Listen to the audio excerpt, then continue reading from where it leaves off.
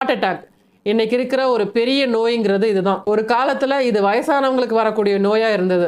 ஆனா இப்ப வயசு வரம்பெல்லாம் கிடையாது. நேத்து இருக்கிறவங்க இன்னைக்கு இல்ல, இன்னைக்கு இருக்கிறவங்க நாளைக்கு இல்லன்ற மாதிரி திடீர்னு ஹார்ட் அட்டாக், நிறைய மரணங்கள் சமீபத்துல கேட்க முடியுது. உங்க உயிரை காப்பாத்த போற இந்த 3 மாத்திரைகளை பத்தி கண்டிப்பா நீங்க தெரிஞ்சிருக்கணும்.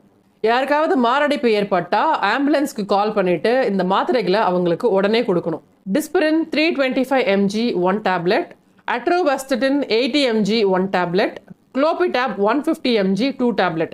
இந்த மாத்திரைகளை எடுத்தவுடன் உடனடியாக நெஞ்சுவலி குறைந்து இதயத்திற்கு செல்லும் இரத்த ஓட்டம் சீராகி அந்த நபர் காப்பாற்றப்படுவார். மாரடைப்பு ஏற்படும் போது நெஞ்சுவலி, மயக்கம், வியர்த்து கொட்டுதல், இடது கையில் வலி, முதுகில் வலி போன்றவை ஏற்படும். மிக முக்கியமான விஷயம் என்னன்னா, இந்த அறிகுறிகள் வந்த உடனேயே மாத்திரைகளை உடனடியாக எடுத்துக்கணும். ஏன்னா இதயத்திற்கு செல்ல வேண்டிய ரத்த ஓட்டம் தடைப்பட்டா வெறும் 30 நிமிஷத்திலேயே இதய தசைகள் இறக்க தொடங்கும். அதனாலதான் பலர் மருத்துவமனைக்கு போற